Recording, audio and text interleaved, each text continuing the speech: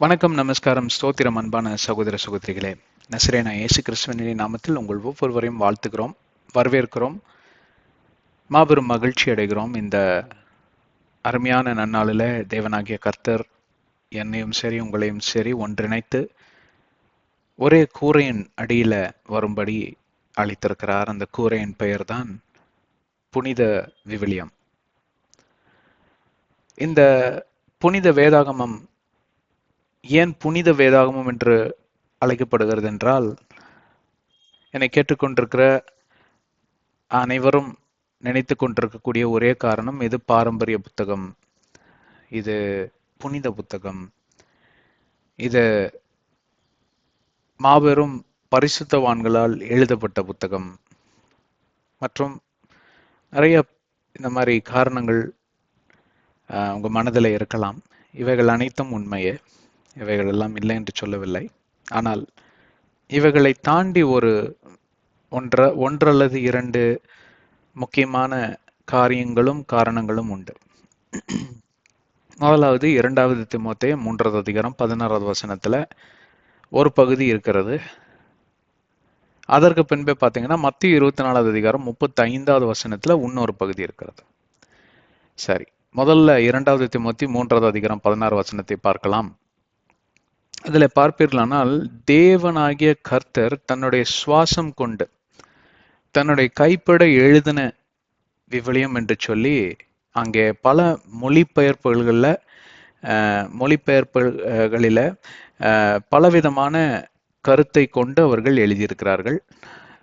ஆங்கிலத்தில் இன்னும் தெளிவாக வருகிறது, தீஸ் ஆர் காட் பிரெத்ட் ஸ்கிரிப்சர்ஸ் என்று சொல்லி, ஆண்டவர் தம் சுவாசம் கொண்டு, அதாவது தம் நாமத்தின் மேல் ஆணையிட்டு எழுதுவதாக அப்படி என்று சொல்லி ஆண்டவர் எழுதுகிறார். இப்போ யார் அந்த மாதிரி ஆணையிட்டு எழுதுகிறேன் என்று சொல்லி எல்லாம் நீங்கள் பார்க்க முடியும்? எங்கே பார்க்க முடியும் என்றால், இந்த அரசாங்கங்கள் இருந்து கவர்மெண்ட் ஆர்டர்கள் வரும், இப்படிப்பட்ட ஆணை பிறப்பிக்கப்பட்டது என்று சொல்லி. யார் பிறப்பிக்கிறார் இப்படிப்பட்ட ஆணைகளை? ஏதோ ஒரு மந்திரி, இல்ல முக்கிய மந்திரி, சீஃப் மினிஸ்டர், இல்லை என்றால் பிரதான மந்திரி, பிரைம் மினிஸ்டர், இல்லை என்றால் பிரசிடென்ட் ஆஃப் இந்தியா, ஜனாதிபதி, இப்படி மாபெரும் பதவிகளில் அதிகாரங்களில் இருக்கக்கூடிய ஆஃபீஸர்ஸ் எழுதக்கூடிய அறிக்கையாவது கடிதமாவது இப்படிப்பட்ட ஜியோ என்கிற வடிவில் வரக்கூடிய காரியம். இந்த ஜியோ ஆனது பார்ப்பீர்களானால் எல்லா கவர்மெண்ட் ஆஃபீஸர்ஸ்களும் கிராம பஞ்சாயத்துகளிலும் அனுப்பப்படுகிறத தபால் வடிவில் அனுப்பப்படக்கூடிய காரியங்கள்.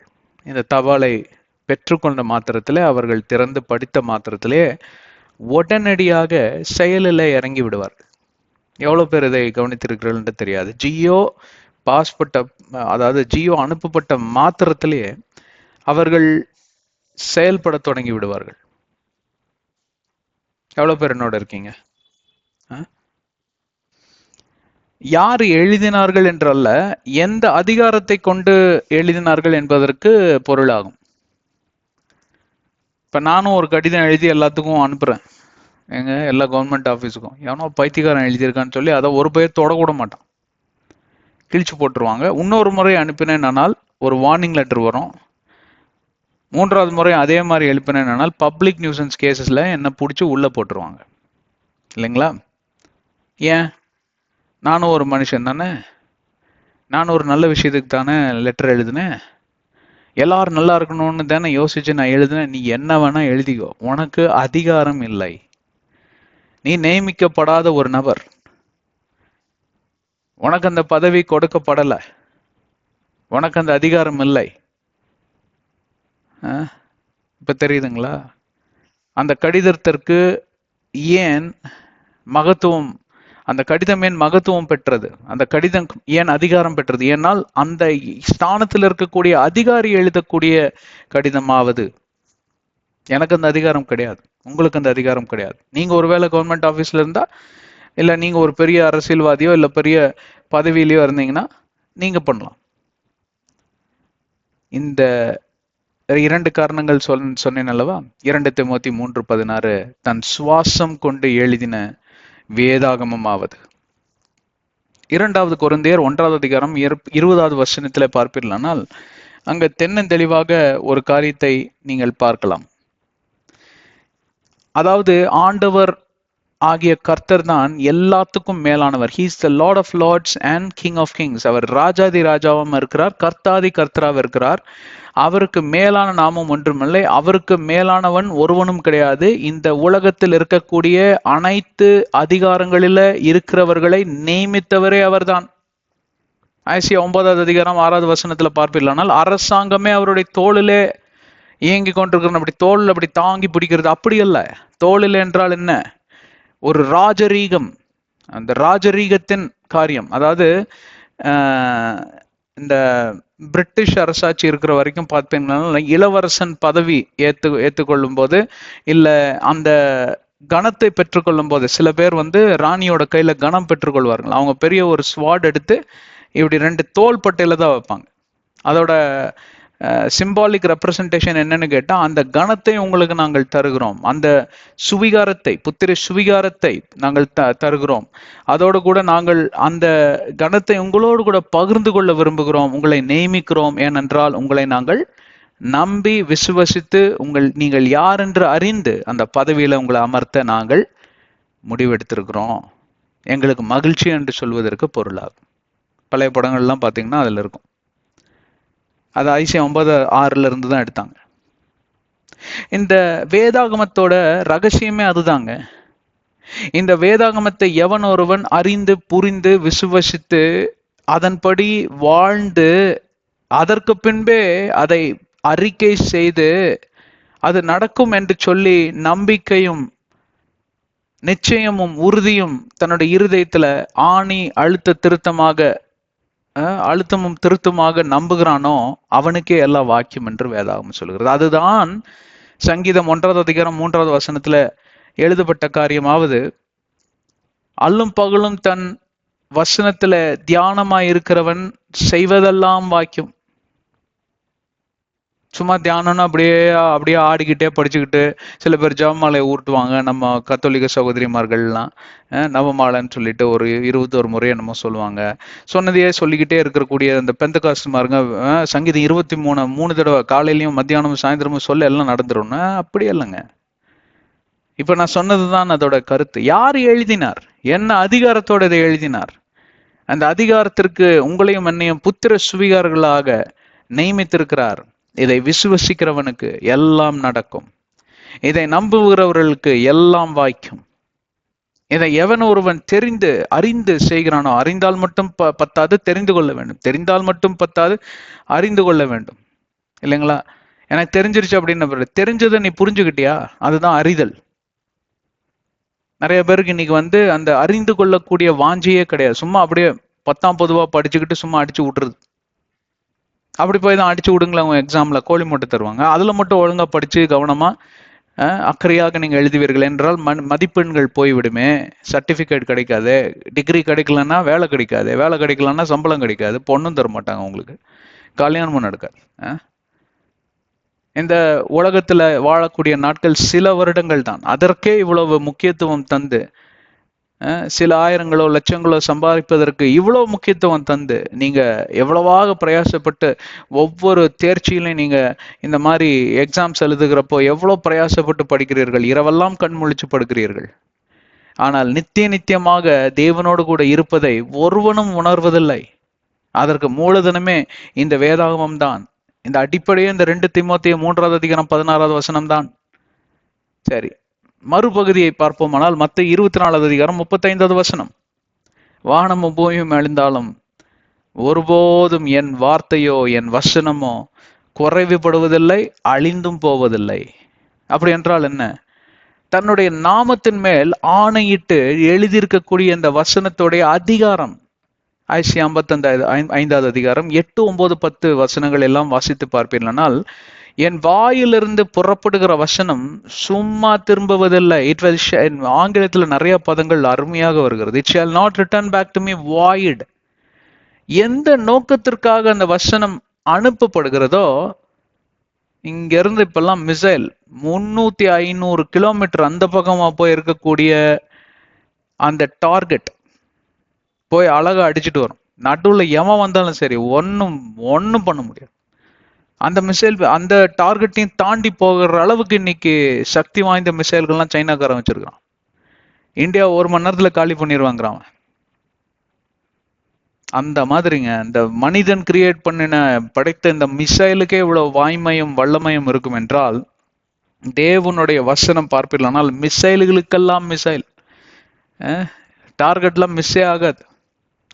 ஒருவேளை அந்த டார்கெட் மிஸ் ஆகலாம், தொழில்நுட்ப கோளாறுனால் சில டார்கெட்டுகள் மிஸ் ஆகலாம். ஆனால் தேவனுடைய வசனம் மட்டும் மிஸ் ஆவதற்கு, இல்லாமல் போவதற்கு வாய்ப்பே இல்லை என்று வேதாகமம் சொல்லுகிறது. இந்த வேதாகமத்தை 2 விதமாக பார்க்கலாம். தீர்க்க தரிசன புத்தகமாகவும் பார்க்கலாம், சரித்திர புத்தகமாகவும் பார்க்கலாம். தீர்க்க தரிசன புத்தகம் நிறைவேற போகிறது என்று சொல்லி உறுதியாக சொல்லக்கூடிய சொற்கள். அது நிறைவேறின பிறகு இது தீர்க்க தரிசனம், இது வந்து சரித்திர புத்தகம், புக் ஆஃப் ஹிஸ்டரி, அது புக் ஆஃப் ப்ராஃபசிஸ், ரெண்டுமே சொல்லலாம். அப்படி எழுதப்பட்ட இந்த வேதாகமத்துல எழுதின நாட்களில, எழுதக்கூடிய தருணத்துல, எழுதக்கூடிய அந்த நாட்களில அது தீர்க்க தரிசனமாக தான் இருந்தது. இன்றைக்கு தான் அது அதன் காலத்துல எதெல்லாம் நிறைவேறினதோ அதெல்லாம் சரித்திரமாய் மாறிவிட்டது. ஆனால் தான் பார்ப்பீர்களானால் எல்லா விதமான நூல்களிலும் ஏடி பிசி என்று சொல்வார்கள், before Christ and after death and after remission. எவ்வளவு பேர் இருக்கு என்னோட இருக்கீங்க? ஏன் வேற ஏதாவது சொல்லியிருக்கலாமே.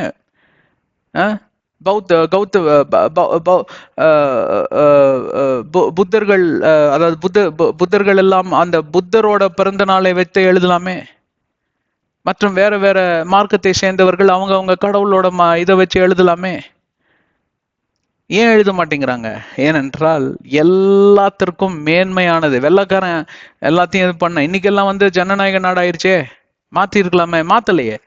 ஏனால் இந்த உலகத்திலேயே இயேசு கிறிஸ்துவோடைய நாமத்திற்கு இருக்கக்கூடிய விசேஷத்துவம் எந்த நாமத்திற்கும் கிடையாது. ஏனென்றால் ஒரே ஒரு காரியத்துல தான் அங்க வித்தியாசமாய் வேறுபட்டு இருக்கக்கூடிய காரியமாவது என்ன? 3ஆம் நாள் அவர் உயிர்த்தெழுந்தார், மனிதனை போல வாழ்ந்தார், மனித ரூபம் எடுத்து வந்தார், மரித்தார், ஆனால் 3ஆம் நாள் உயிர்த்தெழுந்தார். இதை எல்லாருமே சாட்சியாக பார்த்தார்கள். ஒரே இடத்துல ஏறத்தாழ 500 பேர் சாட்சி கண்டதாக லூக்கா எழுதியிருக்கிறார். அது வந்து பாத்தீங்கன்னா சரித்திர நூல்களில் எந்தெந்த குடும்பம் பார்த்தது, யாரெல்லாம் உயிரோடு இருந்தான்லாம் கூட உன்ன வச்சிருக்காங்க. இஸ்ரவேல் தேசத்துல 40 நாட்களும் அவர் மனிதர்கள் மத்தியில உலாவாடி பல பிரசங்கங்களை செய்திருக்கிறார். பல பேரோட உட்கார்ந்து அமர்ந்து சாப்பிட்டு இருக்கிறார். இதையெல்லாம் பார்த்தார்கள் எல்லாரும். இது ஒரு பூதம் என்று சொல்லி யாரும் பயந்து ஓடவில்லை. எல்லாரும் அவருடைய சரீரத்தை தொட்டார்கள், அவர் பேசினதை கேட்டார்கள். அந்த மாதிரி ஒரு காரியம் இந்த உலகத்துல எவனாவும் வந்திருக்கிறான். நான் தான் சுவாமி, நான் தான் ஜீசஸ், இந்த முனிவர் நான், அந்த இவன் நான், அந்த குரு நான், இப்படி எல்லாம் சொல்லி எல்லாம் வந்து, ஆனா எல்லா பள்ளியும் செத்து போயிட்டாங்க. அவங்கள போய் எரிச்சாங்க, இல்ல அடக்கம் பண்ணாங்க. ஒருத்தனை எந்திரிச்சு வரல. ஆனா இயேசுவின் நாமத்திற்கு வேற ஒரு வல்லமை உண்டு. அதை கூட தீர்க்க தரிசனமாக இந்த விவிலியம் சொன்னது. சொன்ன தீர்க்க தரிசனத்தின் படியே நடந்தது. அதனால்தான் இந்த புத்தகத்தை போல வேற புத்தகம் கிடையாது. இந்த புத்தகத்தை இந்த புத்தகம் அன்றி வேற ஒரு புத்தகத்தை தேவன் எழுதவும் இல்லை. என் நாமத்தின் மேல் ஆணையிட்டு சொல்லுகிறேன் என்கிறார். அதனால்தான் இந்த பைபிள் ஸ்டடியை நாங்கள் இவ்வளவு கண்ணும் கருத்துமாக ஒவ்வொரு வாரமும் உங்களோடு கூட இணைந்து 6-7 நாளுக்குள்ள ஒவ்வொரு வீடியோ மெசேஜை நாங்கள் ரிலீஸ் செய்து கொண்டே வருகிறோம். ஏன்? விவிலியத்தை நீங்கள் அறிந்து கொள்ள வேண்டும். பைபிள் ஸ்டடி, அந்த விவிலியத்தை அறிந்து கொண்டால் தான் அதோடைய வல்லமையை பெற்றுக்கொள்வீர்கள். தேவன் உங்களை ஆசீர்வதிக்கட்டும்.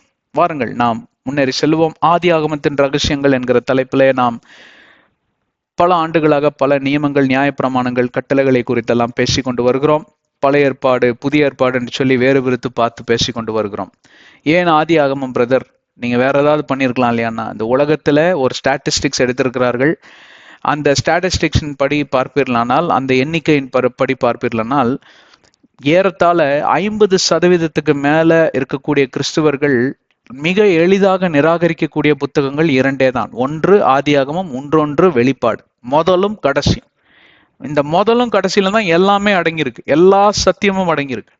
எவ்வளவு அழகா குழப்பி இன்னைக்கு பிசாசம் வேலையை காமிச்சிட்டான் பாத்தீங்களா? நிறைய நீங்களே போய் கேட்டு பாருங்க.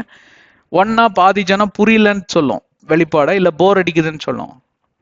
அதே போல இன்னொரு பாதி ஜனம் பாத்தீங்களா, ஆதியாகமம் ரொம்ப பழசுங்க, அதெல்லாம் படிச்சு என்ன பண்ண போறோம், நம்ம நிருபங்களை வாசிக்கணுங்க, அதுலதான் எல்லாமே இருக்கு. நிருபங்கள் இருக்கக்கூடிய எல்லாமே ஆதியாகமத்தோட கனெக்ட் ஆயிருக்கு தெரியுமா? அதனாலதான் ஒன்னொன்னா காமிச்சிட்டு வரோம். அதே மாதிரி வெளிப்பாடுல இருக்கக்கூடிய எல்லாத்தையும் பாத்தீங்கன்னா ஆதியாகமத்தோட கனெக்ட் பண்ணி பார்க்கலாம். முழு வேதாகமுமே இதனுடைய அடிப்படையில் தான் இயங்கி கொண்டு வருகிறது, with in the framework of Genesis. வெளிப்பாடுல பார்ப்பீர்களானால் புக் ஆஃப் ரெவலேஷன்ல 10 வருட ப்ரோக்ராம் நடத்தி கொண்டு வருகிறோம், continuous series about second coming of Jesus, 9 எபிசோடுகளாக ஆங்கிலத்துல. எல்லாம் மிஸ் பண்ணிடாதீங்க. ஏறத்தாழ 2000 மெசேஜுக்கு மேல அந்த இடத்துல கொடுக்கப்படுகிறது, அதை யாரும் மிஸ் பண்ணிட வேண்டாம். அதே போல ஆதி ஆகமத்தின் ரகசியங்கள் முடிந்து யாத்திராகமத்தின் ரகசியங்கள் என்று சொல்லி 5 மோசே எழுதின புத்தகங்களையும் புக் ஆஃப் தோராவையும் பிரசங்க தமிழ்ல செய்துவிட வேண்டுமே என்று சொல்லிதான் பிரயாசப்படுகிறோம். ஆயுள் நாட்கள் ஆண்டவர் கொடுக்க வேண்டும் என்று சொல்லி ஜபித்துக் கொள்ளுங்கள். ரைட், சரி. இப்போ ஆண்டவர் உலகத்தை சிருஷ்டித்தார், படைப்புகளுக்கெல்லாம் அதிகாரிகளாய் ஆதாமையும் ஏவாளையும் நியமித்தார். ஆதாமும் ஏவாளும் பாவத்துல விழுந்து போனார்கள். அந்த ஆண்டவர் கொடுத்த ஒரே ஒரு கட்டளைய கீழ்ப்படியாமையினால் இழந்து விட்டார்கள் தங்களுடைய புத்திர சுவிகாரத்தை. மீட்டெடுக்க என் குமாரன் வருவான், 2வது ஆதாமாக இயேசு கிறிஸ்து அவர் பெயர் என்று சொல்லி, மெஸ்ஸையா, யெஷுவா. ஆனால் ஆண்டவராகிய தேவன் அது சொல்லி சில நாட்களிலேயே ஜனங்களுடைய கொடூரத்தை பார்த்து, வன்முறைகளை பார்த்து, வேண்டாம் இந்த உலகத்தை அழித்தே விடலாம், இந்த ஆதியாகமம் 3:15 எழுதப்பட்டபடி என் குமாரன் அனுப்புறதுக்கு அவசியமே கிடையாது அப்படி என்றுதான் 6வது அதிகாரத்துல சில தீர்மானங்களை எடுத்தார். எடுத்து சில நாட்களோ மணி நேரத்திலேயோ நோவா என்கிற ஒரு நீதிமானை அவர் கண்டார். அந்த நீதிமானை கண்டதோடு கூட தன்னுடைய எண்ணத்தையும் மாற்றிக்கொண்டு ஒரு புதிய திட்டத்தை தருகிறார். அதுதான் பேழை, நோவாவின் பேழை. அப்படி என்றால் இயேசு கிறிஸ்துவோட 2ஆம் வருகையும் அந்த பேழைக்கு ஏதுவானதாகும், ஜனங்களை அழிவிலிருந்து காப்பாற்றும்படி, ரட்சிப்பின் பாதையில நடத்தும்படி. அதே போல 7வது அதிகாரத்துக்குள் நாம் நுழைந்திருக்கிறோம், மகா ஜலப்பிரளயம். அதே போல மகா உபத்திரவன் காலம், great tribulation, great flood. Right, அது பழைய ஏற்பாடும் புதிய ஏற்பாடுக்கும் கணக்கிட்டு நாம் பார்த்து கனெக்ட் பண்ணி படிக்க வேண்டும். சரிங்களா? சென்ற அத்தியாயத்துல நாம் 6வது அதிகாரத்தில் வாசித்தோம், நோவாக்கு இந்த காரியங்கள்லாம் தொடங்கும் போது 500 வயது, ஆனால் இந்த பேழையை கட்டி முடிக்கும் போது அவருக்கு பார்ப்பில்லைனால் 600 620 வயது ஆயிற்று. அப்ப 100 ஆண்டுகளாக இந்த திட்டத்தை நிறைவேற்றக்கூடியதற்கு காரணம் என்னவா இருக்கும்? பொறுமை, விசுவாசம், நம்பிக்கை, இதெல்லாம் சகிப்புத்தன்மை என்று சொல்லி எல்லாம் ஆவின் கனியோடு கூட நம்ம ஒப்பிட்டு பார்த்தோம். ஆவின் கனி இல்லை என்றால் எவனும் ஒருவனும் எந்த உபத்திரம், மகா உபத்திரத்தை விட்டுருங்க, சாதாரண உபத்திரத்தை கூட அவனால மேற்கொள்ள முடியாது, விழுந்து போயிடும். ஆவின் கனி மிக மிக முக்கியம். தான் சுயாதனத்தை கொண்டு, தான் திறமையை கொண்டு, தாம் படிப்பை கொண்டு, தாம் அறிவை கொண்டு, தாம் எல்லா புரிதலை கொண்டாக்கும் நான் இப்படி மேற்கொண்டுருவேன், இவர் போல ஒரு புத்திசாலி யாருமே கிடையாது அப்படின்னு நீங்க நினைச்சீங்கன்னா கண்டிப்பா நீங்க தான் டார்கெட். பிசாசு உங்களை ஏற்கனவே வஞ்சிச்சுட்டான்னு அர்த்தம். ஆனா தேவனுடைய வல்லமை கொண்டு வாழ்வது நான் அல்ல, என்னில் கிறிஸ்து வாழ்கிறார் என்ற கலாத்தியர் 2:20 போல நீங்களும் மாறிவிடுவீர்கள். சரி, முன்னேறி சொல்லுவோம். நாம் 7வது வசனத்துக்குள் ஆதியாகமம் 7:7. ஓகே, நேரம் கடந்து போகும் முன்பே வாருங்கள், 7வது அதிகாரம் 7வது வசனம். So Noah with his sons, his wife and his sons' wives. Noah அவர்களுடைய புத்திரர்கள், அவருடைய மனைவி, அவர்களுடைய மருமகள்களோட went into the ark because of the waters of the flood. சரி, இதுல ஒரு காரியத்தை நான் நினைவூட்ட விரும்புகிறேன், பார்ப்போம். இதை முடித்துவிட்டு அடுத்த வசனத்துக்குள்ளும் செல்ல முடிந்தால் செல்லலாம். அடுத்த வசனத்தை சேர்த்தி பார்த்தா நல்லா இருக்கும். Of clean beasts, of beasts that are unclean, of birds and of everything that creeps on the earth. 2 by 2 they went into the ark of Noah, male and female, as God has commanded Noah. சரிங்களா? So இங்கே பார்ப்பீர்களானால் 7 9 வசனம் வரைக்கும் ஒரு group, அதாவது இவங்கெல்லாம் ஒரு family அப்படி என்று சொல்லி பார்க்கலாம். அங்க என்ன சொல்லுகிறார்? நோவாவும் அவருடைய குடும்பம், குடும்பம் என்றால் தன்னுடைய புத்திரர்கள், தன்னுடைய மனைவி, தன்னுடைய மருமகள்கள், அவங்க மூணு புத்திரர்களுக்கும் குழந்தை பிறக்கவில்லை. நான் நினைக்கிறேன் என்ன ரீசன்னு தெரியல. அது பைபிள் ஸ்காலர்ஸ் தான் சிலதெல்லாம் ஆராய்ச்சி பண்ணி பார்க்கணும். அது தெரியல என்ன ரீசன். ஏன்னா ஏறத்தாழ பார்ப்பில்லானால் 100 ஆண்டுகளுக்கு மேலாக அவர்கள் கணவனும் மனைவியுமாய் இருந்திருக்கிறார்கள். ஆயினும் குழந்தை இல்லை. மேபி ஆண்டவராகிய தேவன் அடைத்து வைத்திருக்கலாம். குழந்தைகளை வைத்து பிரயாணம் செய்வதெல்லாம் கொஞ்சம் கடினமான காரியம். பெரிய ஜலப்பிரளயம், இவர்கள் வளர்ந்த முதியவர்கள் என்று சொல்லி எல்லாம் ஆண்டவர் நினைத்திருக்கலாம், தெரியல. சரி, இப்ப அது அல்ல நாம் பார்க்க வேண்டிய காரியம். நோவாவும் அவருடைய குடும்பமும் பேழைக்குள் கடந்து சென்றார்கள். எதனால் கடந்து சென்றார்கள்? Because of the waters of the flood. இந்த ஜலப்பிரளயம் என்பது ஒரு நல்ல காரியமே அல்ல, அபசகுணமான காரியம். பாரம்பரியத்தில் இருக்கக்கூடிய அன்பு சகோதர சகோதரிகளை, குறிப்பாக கிறிஸ்துவ பாரம்பரிய திருச்சபைகளில் இருக்கக்கூடிய சகோதர சகோதரிகளே, நல்ல நேரம், கெட்ட நேரம், முகூர்த்த நேரம், ராவு காலம், இவைகள் எல்லாம் கேலண்டர்ல பார்ப்பதை விட்டுவிடுங்கள். ஏனென்றால் உங்கள் நம்பிக்கை எது மேல இருக்கணும்னு கேட்டா ஆண்டவர் மேலே இருக்கணும் தவிர, இந்த கிரகங்கள், இந்த சுக்கிரன் வெளியில வந்துட்டான், சந்திரன் உள்ள போயிட்டான், குபேர கட்டத்திலிருந்து வெளியில வந்துட்டான், குபேர மூளை இது, அக்னி மூளை இதுன்னு சொல்லி வாஸ்து பார்த்து கட்டுறதுக்கு காரணம் என்ன கேட்டா நல்ல வென்டிலேஷனும் நல்ல இது வெளிச்சம், சூரிய வெளிச்சம் வந்தா அந்த சூரிய வெளிச்சத்துல அந்த உஷ்ணத்துல பாக்டீரியல் growth எல்லாம் இருக்காது. இதெல்லாம் சயின்டிபிக் ரீசன்ஸ் என்று சொல்லுவார்கள் இந்த இதை கட்டுறதுக்கு. ஆனா இந்த ரீசன்ஸ் படி கட்டுறது இல்லை. நிறைய பேர் பாத்தீங்கன்னா அதை விட்டு விலகி போய் அப்புறம் வீட்டுல எல்லா வியாதிகளும் வருது. என்னென்னமோ தெரியலங்க, இந்த வீட்டுக்குள்ள போனதுல இருந்து ஒரே வியாதிங்க. ஏன்னா வெளிச்சம் இல்லை, காத்து இல்லை, அதனாலதான் அங்க பிரச்சனை.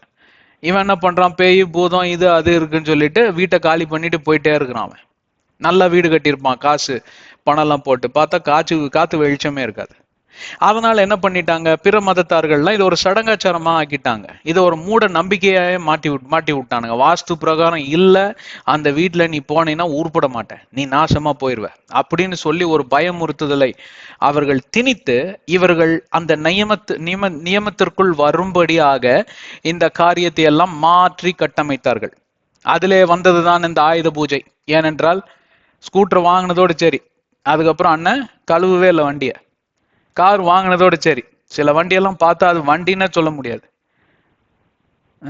எல்லா குருவி குஞ்சுகள்லாம் பார்த்தீங்கன்னா கக்கா பண்ணி வச்சிருக்கோம், அதை கழுவு கூட மாட்டான், வைப்பரை போட்டு அப்படியே அதை துடைப்பான். அந்த மாதிரி சோம்பேறிகள்லாம் இங்க பெங்களூர்ல நிறைய பேர் இருக்கிறானுங்க.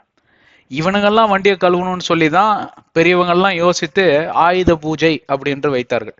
அப்படின்னு என்ன, அங்க ஒரு தெய்வீக ஒரு காரியத்தை திணிக்கிறப்பதான் இவனுங்க எந்திரிச்சு முதுகு நிமிந்து வேலையே செய்யறானுங்க. சரி, இதெல்லாம் ரொம்ப டீட்டெயிலா போனா அப்புறம் இவர் எங்க மதத்தை எல்லாம் பரிகாசிக்கிறார்கள். இல்லைங்க, நீங்களே போய் உங்க முதியோர்கள் முன்னோர்கள்லாம் போய் கேட்டு பாருங்க எதுக்காக இது பண்ணாங்க. நான் அதுக்காக தான். நிறைய பேர் ஃபேக்டரி எல்லாம் ரன் பண்ணிட்டு இருப்பாங்க, அதை எவனுமே சுத்தம் செய்ய மாட்டான், ஓவரால் ஆயில் கீழெல்லாம் விட மாட்டான். அதனால நம்ம முன்னோர்கள்லாம் பார்த்தீங்கன்னா ரொம்ப புத்திசாலி மனுஷங்க. அதனால நம்ம பிறர் வரக்கூடிய சந்ததிகள்லாம் எப்படி சோம்பேறி ஜனங்களா மாறுவாங்கன்னு அவங்க தெரிஞ்சு எவ்வளோ அறிவோட யூனிவர்சிட்டிக்கெல்லாம் போகலை, படிக்காதவங்க தான், இல்லிட்ரேட்ஸ் தான். ஆனா கூட அவங்களோட அறிவு ஞானம் எல்லாம் பார்த்தீங்கன்னா இன்னைக்கெல்லாம் நம்மளாம் ஒண்ணுமே கிடையாது. இத்தனை புத்தகத்தை எல்லாம் வாசித்து முட்டாளாக தான் நம்ம ஆயிட்டு இருக்கோம். இந்த உலகம் ஏஐ கிஐ என்ன வேணா சொல்லலாம். ஆனால் அந்த காலத்துல இருக்கிறவன் சுகபலத்தோட வாழ்ந்தான், நிம்மதியா வாழ்ந்தான், சந்தோஷமா வாழ்ந்தான், படுத்த உடனேயே உறங்கினான். உங்க ஏஐனால உறக்கத்தை கொடுக்க முடியுமா? இருக்கிற உறக்கத்தையும் எடுத்துட்டு போயிடும். இப்ப நல்லா விளங்குது நிறைய பேத்துக்கு. சரி, இப்ப எதற்காக இந்த பாரம்பரிய சடங்காச்சாரங்கள் எல்லாம் கொண்டு வந்தார்கள் என்றால், இந்த அழிவுக்குள் நாம் கடந்து செல்லாத இருக்கும்படி. இப்ப அங்கே ஒரு காரியம் வருகிறது. எதனால் நோவாவும் அவருடைய புத்திரர்களும் அவருடைய குடும்பமும் மருமகள் எல்லாம் இந்த பேழைக்குள் கடந்து சென்றார்கள் என்றால், இந்த அழிவிலிருந்து தப்பிக்கும்படி. இந்த உலகத்துல நாம் சுற்றி பார்ப்போமானால் 3 விதமான ஜனத்தொகைகளை பிரிக்கலாம், வகை வகையாக பிரிக்கலாம். முதலாவது ஜனத்தொகை பார்ப்பீர்களானால் ரிலிஜியஸ், பாரம்பரியம், மதம் மதம் பிடித்தவர்கள் என்றும் சொல்லலாம்.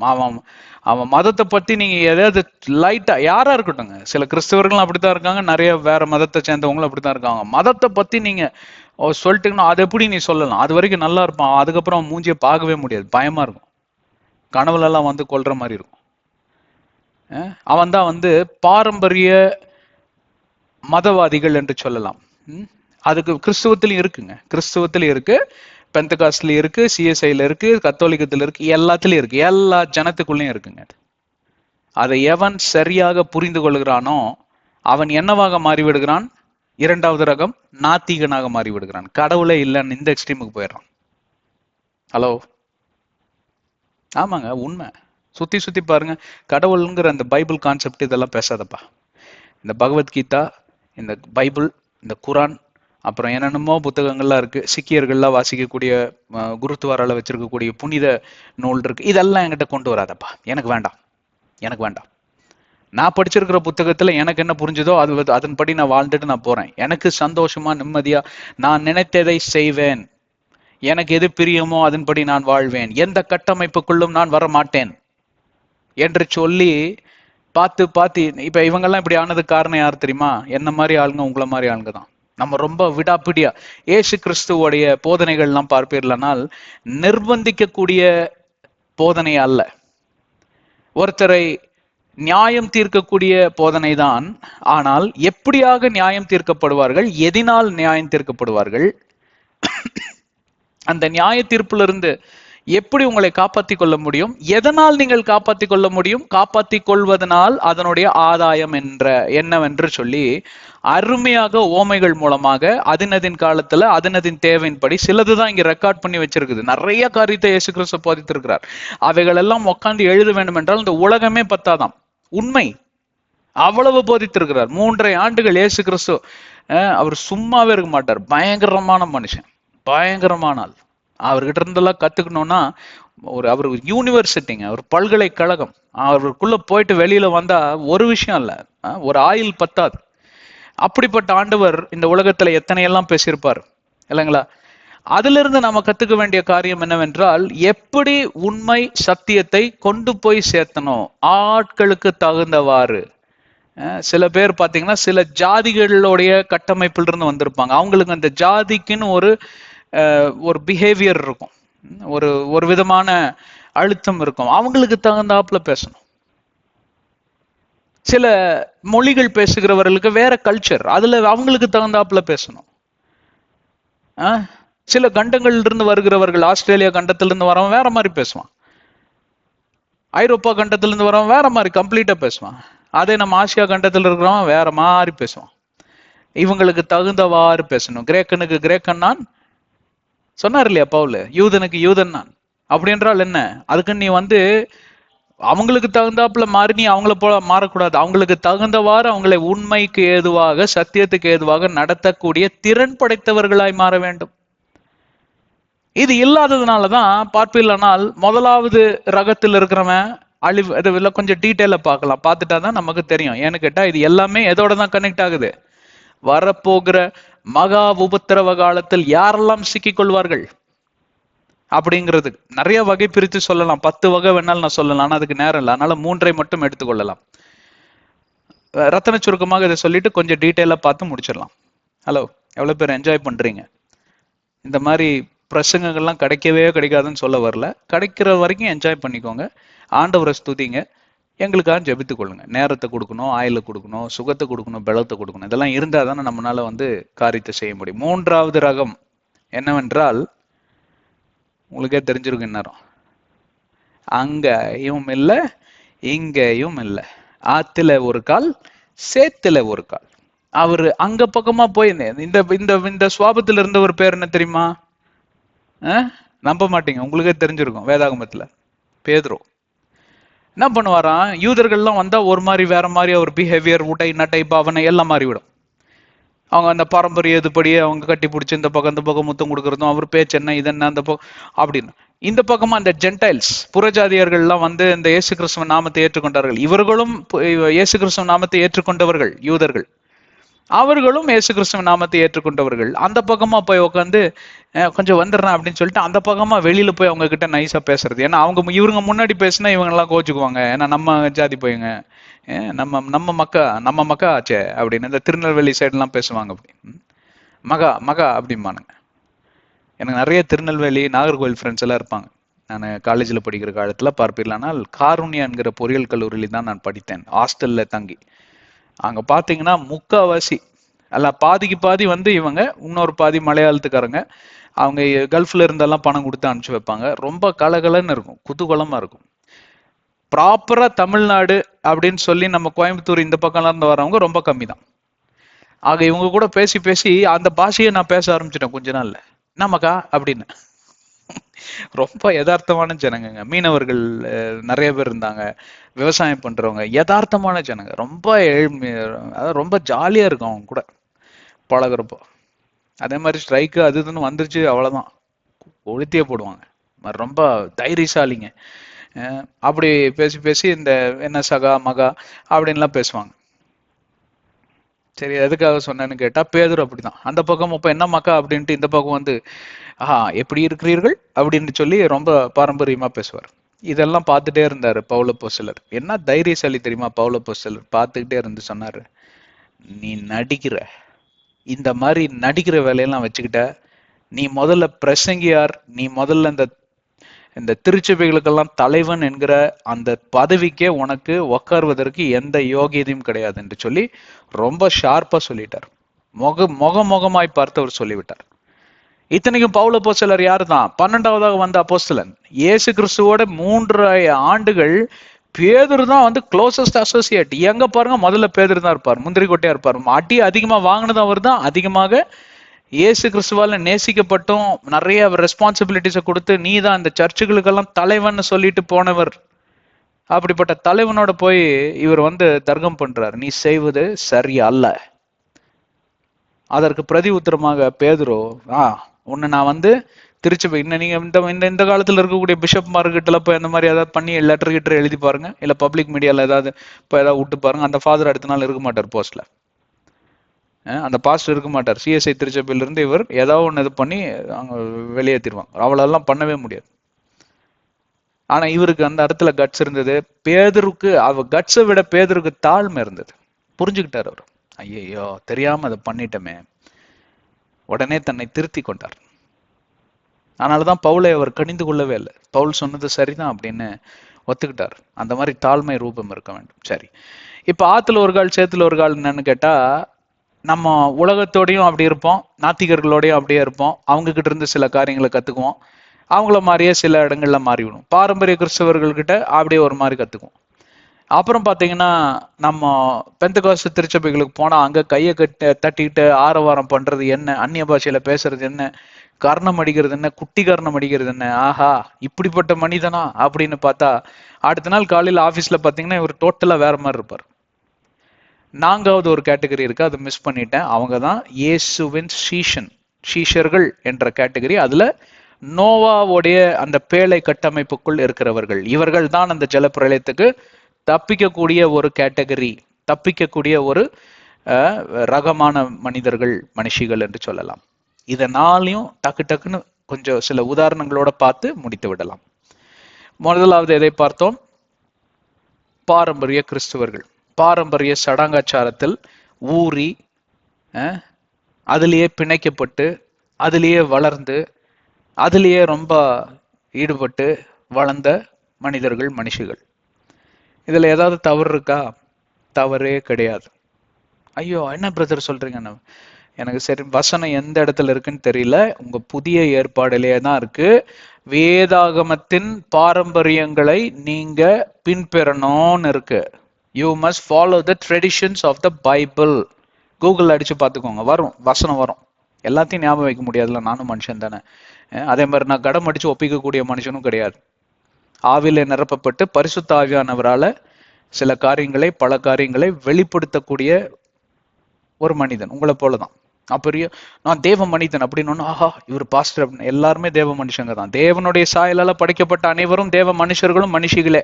அதனாலதான் நான் ரொம்ப அதை அழுத்தி சொல்ல மாட்டேன் நான் தேவ மனுஷனாக்கும் அப்படின்னு. எல்லாரும் தேவ மனிதர்கள் தான். நம்ம எல்லாருமே தேவனுடைய பிள்ளைகள். நாம் யாவரும் சமமே. அப்போ எனக்கு அது ஞாபகத்துக்கு வரல, அவ்வளவுதான். அதுதான் சொல்ல வரேன். அங்க இருக்குது. அப்போ என்ன பிரதர் இப்படியும் சொல்றீங்க, ஆனா இந்த மாதிரி ரகப்பட்ட மக்கள் இந்த மகா ஜலப்பிரளயத்துக்கும் மகா உபத்திர காலத்திற்கும் தாங்க மாட்டாங்க. பிரச்சனை என்ன தெரியுங்களா பிரதர்? பிரச்சனை என்ன தெரியுங்களா சிஸ்டர்? நீங்களா ஒரு கட்டமைப்பை உருவாக்குகிறீர்கள், அதுதான் தவறு என்று சொல்லுகிறோம். வேதாகமத்தில் இருக்கக்கூடிய கட்டமைப்பும் அதோடைய நியாயப்பிரமாணங்கள், கட்டளைகள், நியமங்கள், போதனைகள், எதை டூஸ் அண்ட் டோன்ட்ஸ், எதை செய்ய வேண்டும் எதை செய்யக்கூடாது என்று சொல்லி இந்த கட்டமைப்புக்குள் வந்தால் அதுவும் பாரம்பரியமே. அதுதான் சரியான பாரம்பரியம். பாரம்பரியம் என்பது தவறு கிடையாது. ஆனால் அந்த பாரம்பரியம் என்கிற கட்டமைப்பை உங்களுடைய வசதிக்கு ஏற்றவாறு நீங்கள் மாற்றி அமைக்கிறீர்கள், பார்த்தீர்களா? அதுதான் தவறு என்று சொல்லுகிறார். மத்தேயு 23வது அதிகாரத்தை முழுவதுமாய் வாசித்து பாருங்கள். இயேசு கிறிஸ்து ஒரு விசில போட்டு அப்படின்னு கத்துனா எப்படி இருக்கும்? அப்படிதான் கத்திருப்பார். ரகலையா சும்மா அவங்க பாத்தீங்கன்னா ஒரே ரகலை. அதுக்கப்புறம் பாத்தீங்கன்னா அந்த தேவாலயத்துல போய் எல்லா டேபிள் எல்லாம் சும்மா புரட்டி போட்டு சோசன் அப்படிங்கிற ஆங்கில சீரியஸ் வந்திருக்கு, சீசன் 5. அதுல அருமையாக காமிச்சிருக்காங்க, தத்ரூபமா காமிச்சிருக்காங்க. ஒரு பயத்துக்கிட்ட நெருங்க முடியாது, பயந்துக்கிட்டானுங்க எல்லாம். ஐயோ இவரா போதகர் இப்படி அழகா பேசுறவரு, மதம் பிடிச்சிருச்சு அவருக்கு அப்படின்னு பயந்துக்கிட்டான் அவன். அது சாட்டை வேற வச்சிருக்கிறாரு கையில, அதான் அடிச்சு வச்சுட்டாருன்னா அப்படின்னு. அப்படியெல்லாம் பண்ணல, யாரையுமே அந்த சாட்டை தொடல தெரியுங்களா? சும்மா அப்படியே சுத்தினா இருக்கு, யாரையுமே அடிக்கல, பாவமே அவர் செய்யலைங்க. அப்புறம் யாராவது அடிச்சா பாவம் ஆயிரும்ல? ஒருத்த மேலேயும் ஒரு அடிப்படலை, சும்மா சாட்டை அப்படி சுத்தினாரு காத்துல, அவ்வளவுதான். சும்மா பயமுறுத்துறதுக்கு, அவ்வளவுதான். இயேசு கிறிஸ்துவும் பாரம்பரியங்களை எல்லாம் நிறைவேற்றினார். அப்படி என்றால் என்ன? பாரம்பரியம் என்கிற அந்த விவிலிய கட்டமைப்புக்குள் இருக்கக்கூடிய நியாயப்பிரமாணங்கள், கட்டளைகளை எல்லாம் நிறைவேற்றினார். மத்தேயு 5வது அதிகாரம் 17வது வசனம். இதை எல்லாரும் வாசித்து பாருங்கள். நான் கட்டளைகளை அழித்து போட புறம்பே தள்ள வரவில்லை, அதை மாறாக நிறைவேற்றவே வந்தேன். நிறைவேற்றிவிட்டு அதிலே இருந்து அடுத்த கட்டத்திற்கு உங்களை நகர்த்தி செல்ல வந்தேன். அதற்கு உதாரணங்கள் தான் மத்தேயு 5வது அதிகாரத்தில் 29, 30, 31 வசனங்களும் 22, 23 வசனங்களும் 2 ஸ்டீரியோ டைப்ஸ், மெட்டபார்ஸ், உதாரணங்கள் என்று சொல்வார்கள். என்ன எடுத்திருக்காரு? இச்சையும் கோபமும். பழைய ஏற்பாட்டின் பிரகாரம் கோபப்பட்டால் ஒன்னும் பிரச்சனை இல்லை, உள்ளதான் இருக்கு. வரான் பாரு இவன்லாம் பஸ் கடியில உளுந்து அப்படி செத்து போனான்னா ஆஹா அப்படி இருக்கும் எனக்கு. அந்த அளவுக்கு அவனை நான் வெறுக்கிறேன். ஆனா அந்த வெயில் அடிக்குது இல்லைங்க, அவரு ஆமாங்க நான் நேற்றுக்கெல்லாம் நல்லா மழை அப்படின்ட்டு போயிடுவாங்க. அவனுக்கும் தெரியும் இவனுக்கும் தெரியும், 2 பேரும் உள்ள ஒருத்தனை சபிச்சுக்கிறான். எவ்வளவு பேர் அந்த மாதிரி காரியங்களில் ஈடுபட்டு இருக்கீங்க வேலை ஸ்தலங்களில்? இல்ல உங்க ஏன் கணவனு மனைவிக்கும் மத்தியிலேயே நிறைய இந்த மாதிரி டிராமாலாம் நடந்துட்டு தான் இருக்கு தினத்தையும். அப்படி இருக்கக்கூடாதுங்க, வெளிரங்கமா சொல்லணும். இந்த காரியத்தை நீங்க செய்றீங்க, இது சரியல்ல. ஏனென்றால் இதோட பின்விளைவுகள் ஒத்துக்கலையா அதோட விட்டுருங்க, தர்க்கம் பண்ணாதீங்க. do not quarrel with men, do not quarrel, be a peacemaker. எபிரேயர் 12:14 இதைத்தான் சொல்லுகிறது. do not quarrel, சண்டை பிடிக்காதீங்க. சொல்றது ஆனா சொல்லிடணும், அட்மானிஷ் பண்ணணும். 2 தெசலோனியர் 3:14-15. do not count them as your enemy. எதிராளிகளா எண்ணாமல் அவர்களுக்கு நியாயம் எதுவோ தவறு எதுவோ அதை சுட்டி காட்ட வேண்டும். அட்மானிஷிங் அருமையான வார்த்தைகள், அருமையான பதங்கள் ஆங்கிலத்தில் வருகிறது. எதிரியா எண்ணாதிருங்கள், அதைத்தான் இயேசு கிறிஸ்து செய்தார். ஆனால் பாரம்பரியம் என்கிற அந்த கட்டமைப்புக்குள் தான் இதையெல்லாம் செய்தார். பாரம்பரியத்துல இருந்து வெளியே விலகி வேற ஒரு பாரம்பரியத்தை இவர்கள் உருவாக்கினார்கள், பார்த்தீர்களா? அதைத்தான் தவறு என்று சொன்னார். அதுதான் மத்தேயு 23வது அதிகாரம். முழு அதிகாரத்தை வாசித்து பாருங்கள், எப்படியெல்லாம் திட்டிருப்பார் தெரியுமா? வெள்ளையடிக்கப்பட்ட கல்றிகளை, உங்க வாயை பார்த்தா அப்படியே கல்ற மாதிரி இருக்கு, பிரேத குழியிலிருந்து எந்திரிச்சு வந்த போன மாதிரி இருக்கிற நீ, அப்படி நாத்தம் பிடிச்சிருக்கு, இதுன்னு திட்டுவார். ஏன்னா நீ தான் அந்த சுமையெல்லாம் உருவாக்குற. ஏன்னா அந்த கட்டமைப்பெல்லாம் மாத்தி அமைச்சது இவங்க தான், பரிசேயருங்க தான். அவங்க கூட நின்னவனுங்க இந்த சதுசேயனுங்க. இன்னும் 2 பேத்துக்கு நடுவுல இருக்கிறவங்க தான் இந்த வேத பாருங்க. இவனுங்க 3 பேர் சேர்ந்துதான் எல்லாத்தையும் கெடுத்து குட்டிச்சவர் ஆக்கிட்டானுங்கன்னு சொல்லி ஒரே கோபம் இருக்கு. யாருடா உங்களுக்கு கட்டளை? அதாவது உதாரணத்துக்கு இன்னொன்னு சொல்றேன் கேளுங்களேன். இவங்க இந்த சபாத்து நாள் இருக்கு பாத்தீங்களா, அதுல வேலை செய்யக்கூடாது. அதே மாதிரி சில நேரத்துக்கு ஃபாஸ்டிங் இருக்கணும். இவங்க சில ஊருக்கு செல்வதென்றால் அது நடைப்பயணத்துக்கு ஒரு 20 மைல் இருக்குதுன்னு வைங்களேன். 20 மைல் ஒரே முட்டா நடந்து சென்றா அது வேலை செய்யறதாம்.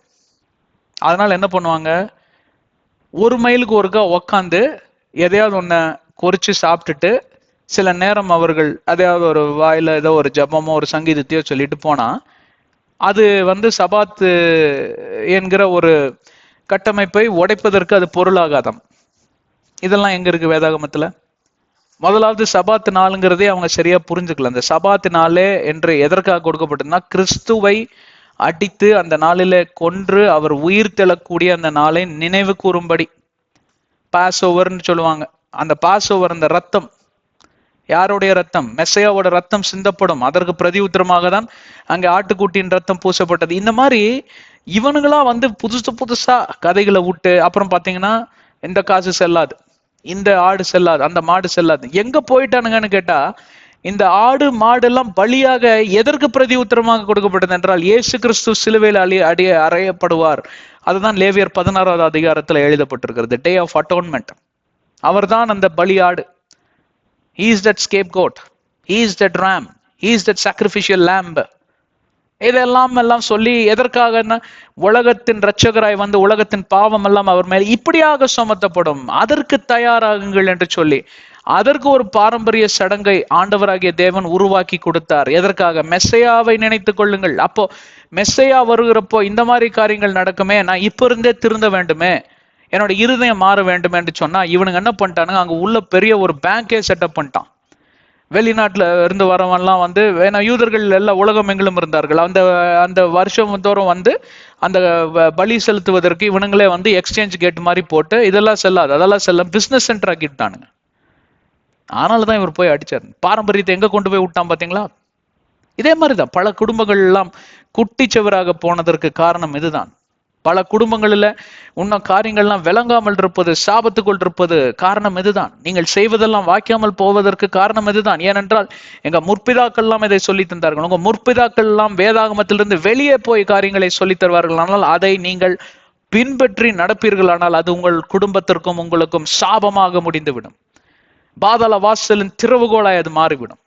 பிசாசு நுழைவதற்கு அதுவே ஒரு வாயாக மாறிவிடும். நான் கத்தோலிக்கத்தில் இருந்தவன் தான். நான் செய்யாத சடங்காச்சாரமே கிடையாது. சுத்தாத தேர் சுற்று பிரகாரமே கிடையாது. மொட்டையெல்லாம் அடித்திருக்கிறேன். மாதா பக்தனாக நான் இருந்ததே கிடையாது. அந்தோனியார் பக்தனாக இருந்ததே கிடையாது. ஏன்னா இங்கெல்லாம் எல்லா கோயிலுக்கும் செவ்வாய்க்கிழமை அங்கே, புதன்கிழமை இங்கே சகாய மாதா, அங்கே அம்மா ஆரோக்கிய மாதா, அப்புறம் சனிக்கிழமை ஒரு தேர் சுற்று பிரகாரம் குட்டியா பாத்திமா திருச்சபையில தான் இருந்தோம் நாங்க, காந்திபுரத்துல. அப்ப அங்க பார்ப்பில்லைன்னா எல்லாம். ஆனால் இது ஒவ்வொன்றையும் செய்கிறப்பவே அப்பவே எனக்கு சிறு பிராயத்திலே ஆவியானவர் உள்ள இருந்த காரியத்தை, எனக்கு இதோட ஒரு உடன்பாடே இல்லை. இயேசு கிறிஸ்து அங்க தொங்கிட்டு இருக்காரு, இவங்கெல்லாம் யாரு?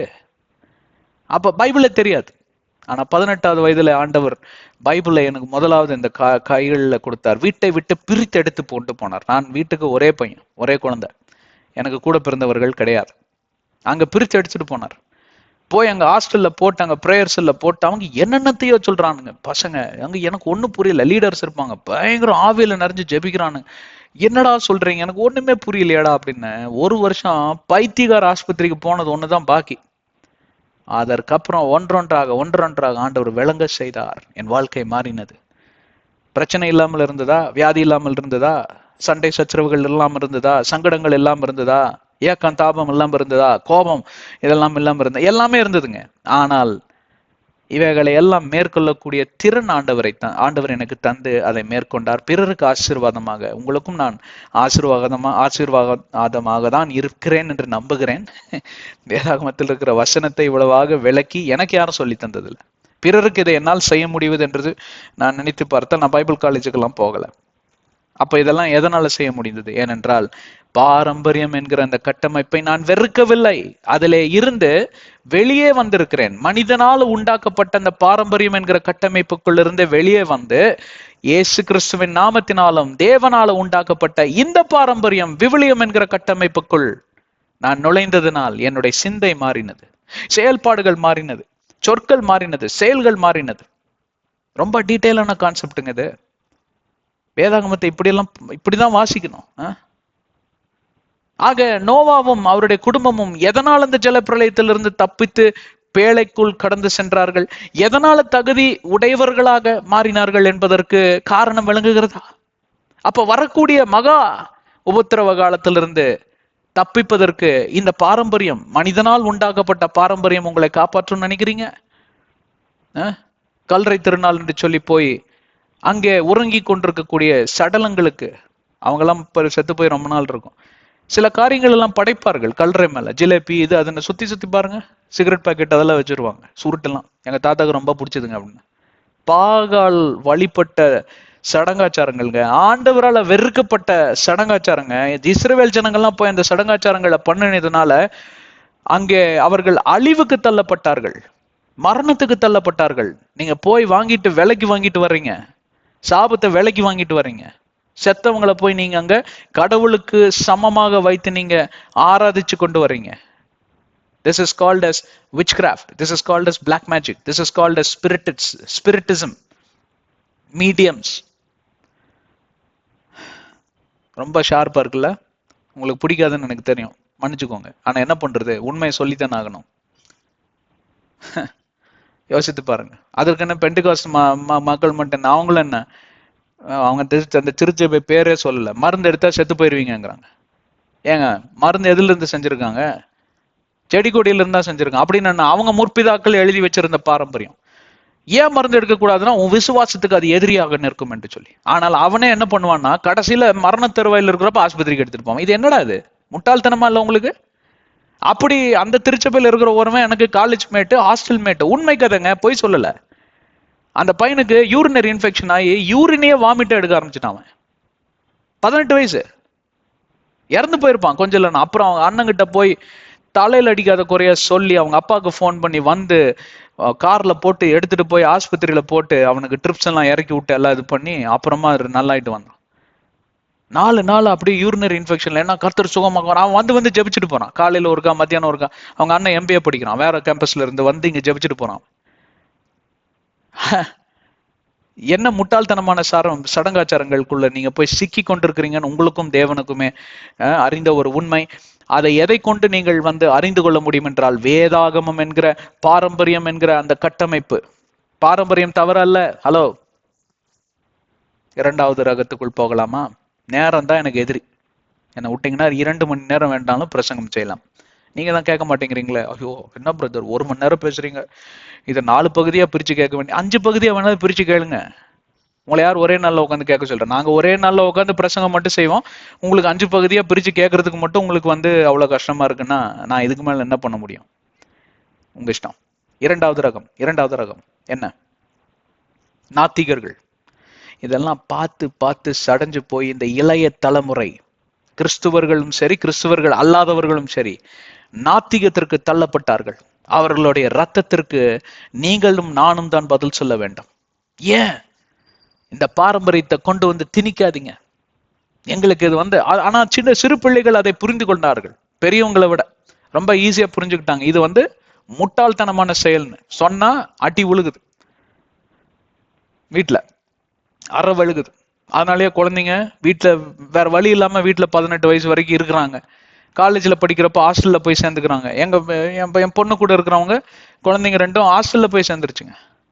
என்ன இந்த வீட்டுல இருக்கவே பிடிக்கலன்னு பாரம்பரியத்துக்குள்ள போட்டு திணிக்கிறாங்க. அப்ப என்ன ஆகுது, அங்கிருந்து அப்படியே போயிடுவாங்க. வீட்டு பக்கமே அவங்க தலை வச்சு படுக்க மாட்டாங்க, வெறுக்கிறாங்க. அவங்க கிறிஸ்துவர்களை மேற்கொண்டுதான் சொல்லுகிறேன். அதற்கு காரணம் என்ன? முட்டாள்தனமான மனிதனால உருவாக்கப்பட்ட அந்த பாரம்பரிய கட்டமைப்பு சரியல்ல என்று இளைய தலைமுறை புரிந்து கொண்டார்கள். ஒவ்வொரு முறையும் உங்கள் குழந்தைகள் சில காரியங்களுக்கு தர்க்கம் பண்ணுகிறப்போ, 10 காரியங்களுக்கு தர்க்கம் பண்றாங்கன்னா 8 காரியத்துல ஏதோ விஷயம் இருக்குங்க. அவங்க சும்மா எல்லாம் குழந்தைங்க அடம் பிடிக்கிறது இல்லை இப்பெல்லாம். நீங்க நல்லா பாருங்க, பொறுமையா சொல்லுங்க, யோசித்து பாருங்க. எதனால குழந்தை, நானும் இப்படிதான் பொறுமை இல்லாம ரொம்ப எல்லாம் முட்டாள்தனமா பேசியிருக்கிறேன் நான். அப்புறம் ஒரு காலத்துல மனைவியார் தான் சொல்லுவாங்க, கொஞ்சம் பொறுமையா யோசிச்சு பாருங்களேன், குழந்தைக்கு ஏதோ ஒண்ணு பிடிக்கலன்னா அதுல ஏதோ ஒரு காரணம் இருக்கும். சரி, அதை செய்வது தவறு என்றாலும் நீங்க பொறுமையா தான் அதை சொல்லி புரிய வைக்கணும். அது வந்து ஒரு தகப்பனுடையும் ஒரு தாயோடையும் முக்கியமான கடமை, உங்கள் மேல் விழுந்த கடமை. அப்ப என்ன ஆகுது, இல்லை நீங்களும் ரொம்ப ஆழமா போயிட்டீங்க, உங்களை எல்லாம் வெளியில கூட்டிட்டு வர்றது ரொம்ப கஷ்டம். அது கர்த்தரால அற்புதம் செய்தால் அது மிக மிக ஸ்தோத்திரம் அவருக்கு. ரொம்ப கஷ்டங்க. ரொம்ப ஆழத்துல போனவங்க கிட்ட எல்லாம் போய் பேசவே முடியாதுங்க. அற்புதம் தான் நடக்கணும்.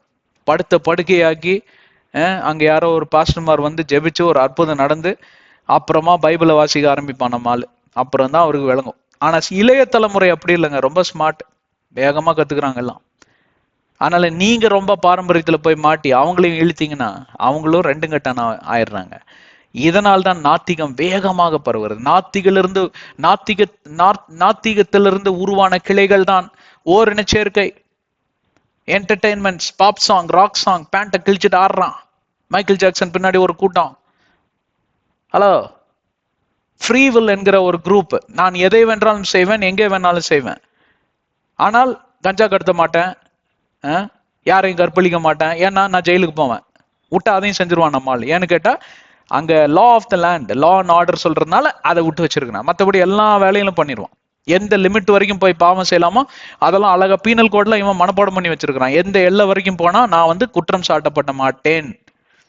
நாத்திகத்தோட கிளைகள், கிளை ஆபீஸ்கள், எங்களுக்கு வேற எங்கும் கிளைகள் இல்லை என்று சொல்வதுதான் பாரம்பரிய கட்டமைப்பு. அதுதான் வேதாகமம். வேதாகமத்துக்கு வேற சப்சிடரி புக் எல்லாம் கிடையாது. ஆனால் நாத்திகத்திற்கு பல கிளைகள் உண்டு. உலகம் எங்கிலும் எங்களுக்கு கிளைகள் உண்டு. கிரிக்கெட் பைத்தியமா மாறுறான். ஏன்? அவனுக்கு வாழ்க்கைன்னா என்னன்னு தெரியல.